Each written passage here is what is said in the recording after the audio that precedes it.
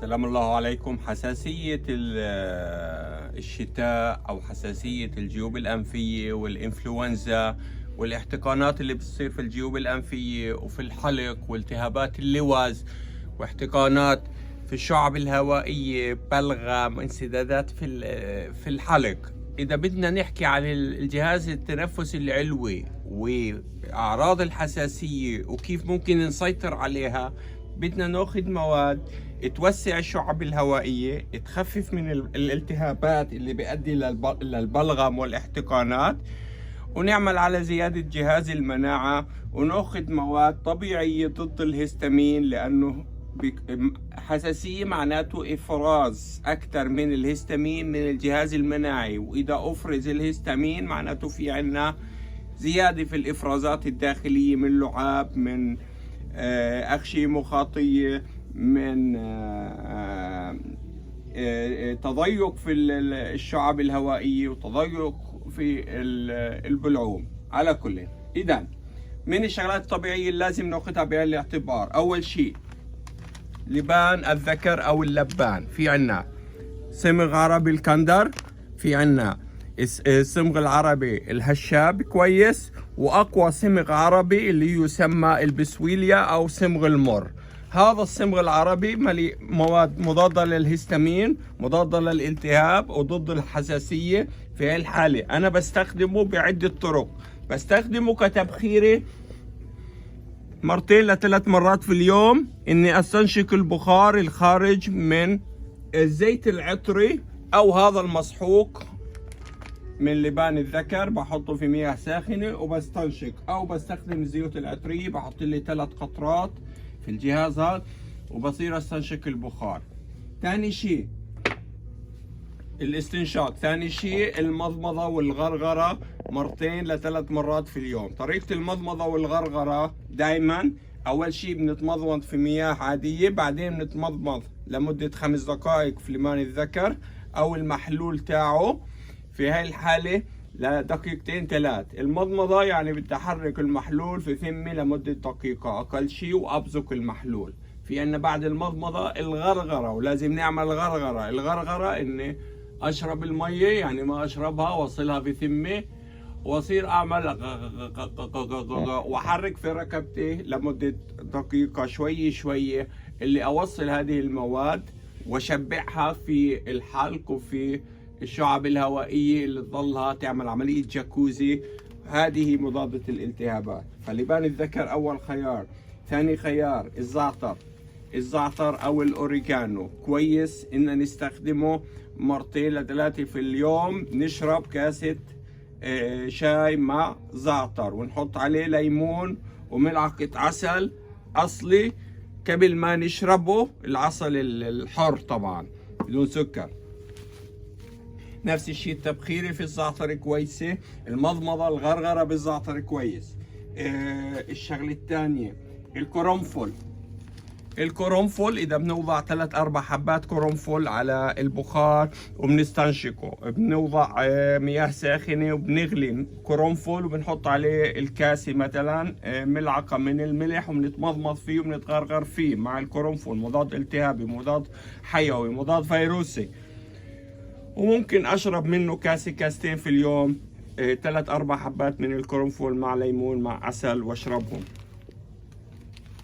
هاي عشبة حشيشة الليمون، عشبة حشيشة الليمون المجفف، مضادة هستامين، مضادة أكسدة، مضادة التهاب. أشرب كاستين كشاي، أستنشقها كتبخيري، أعمل مضمضة غرغرة. في عنا الكرفة، أكبر مضاد التهابي، منزل للسكر والكوليسترول، مخفف لحدة الاحتقانات، فبشرب منها كاستين في اليوم. السمسم كبذور لازم اخذهم 3-4-5-6 معالق في اليوم مع الشوربات مع السلطات. لازم اكلنا في هاي المرحلة يكون اكثر شيء شوربات مطبوخة، لانه في عنا حساسية وتهيج في الجهاز المناعي.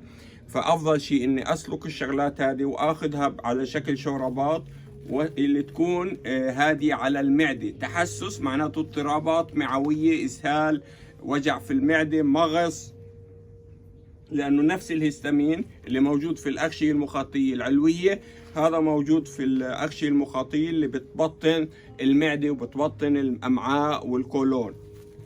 الحبة السوداء أو حبة البركة مضادات أكسدة، من المواد اللي ممكن ناخدها 4-5 معالق في اليوم، ناخدها مع الخبز، بنطحنها مع السلطات، مع الشوربات. المهم نشرب الحبة السوداء بكمية مضادة وحتساعدنا ضد الهستامين. عرق السوس من أفضل الأعشاب والجذور هذه اللي ممكن تستغلوها وتشربوها. هذه ممكن نتمضمض فيها. عرق السوس بنحط لنا ملعقتين في مياه ساخنة، بننقعها لمدة ساعة، بنتمضمض فيها وبنتغرغر فيها وبنستنشق الروائح تاعتها، وبنستخدم الزيوت العطرية لعرق السوس. مثلا هذه عرق السوس زيوت عطرية مركزة، بحط لي 3 نقاط على شوية زيت زيتون، وبعمل مساج لمنطقة المنخار، لمنطقة الوجه، لمنطقة الغدد اللمفاوية والغدد اللعابية اللي موجودة تحت الرقبة واللوز. هذا لازم أعمل مساج يوميا مرتين، وخصوصا قبل النوم. في الزيوت العطرية النعناع كويس كزيوت عطرية، الزعتر كويس، القرنفل كويس، الليمون كويس، يعني البيسل او الريحان كويس.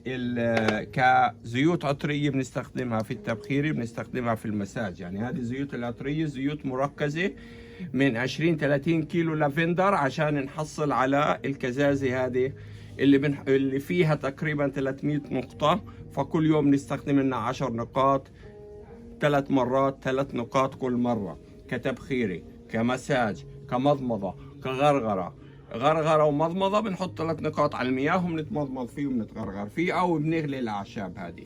فعرق السوس من الخيارات الجيده جدا، حيرفع الضغط شويه، مش مشكله الضغط، بس اذا خايفين على الضغط استخدموه في شكل مضمضه وغرغره واستنشاق.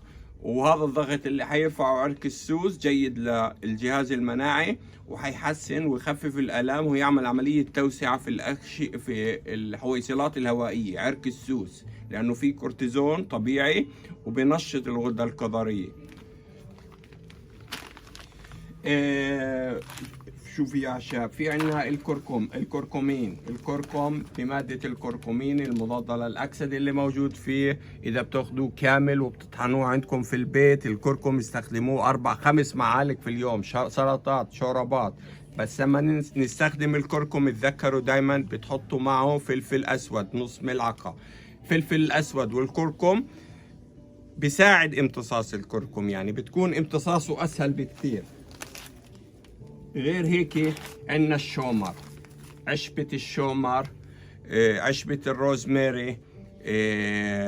هذه من الأعشاب الجيدة لتخفيف حدة الاحتقانات والالتهابات، وشربها 2-3 في اليوم. هذا بخفف المغص والمشاكل المعدة. غير هذه الأمور بدنا نركز فقط على موضوع إن نتجنب المأكولات، نركز على الشوربات لمأكولات ما تحفز الهستامين. ناكل البصل بشكل كويس، وخصوصا البصل الأحمر لأنه فيه الكورستين، مواد مضادة للأكسدة. البصل الأحمر ممكن نستخدمه كتبخيرة، كمضمضة، كغرغرة، أو ناخده في الشوربات لأنه ما بفقد نوعيته. المضادات الأكسدة اللي موجودة القوية في البصل والأليسين ما بتفقد فعاليتها أثناء الغلي مع الشوربات، لأنه إذا أخذتوها فريش وعندكم حساسية ممكن تجيب نتيجة عكسية في زيادة الهستامين، لأنه البصل فيه موجود، هو مضاد للهستامين صحيح، بس فيه موجود كمية من الهستامين. الراحة التامة، التمارين التنافسية، شهيق وزفير 3-4 مرات، ينعمل المساج والإجراءات هذه، وإن شاء الله خلال 3-4 أيام بتكون الأمور أحسن بكثير. شكرا لكم. دكتور محمود جميل عبد الله صوص، أستاذ العلاج الطبيعي والتأهيل من 30 سنة. سلامات.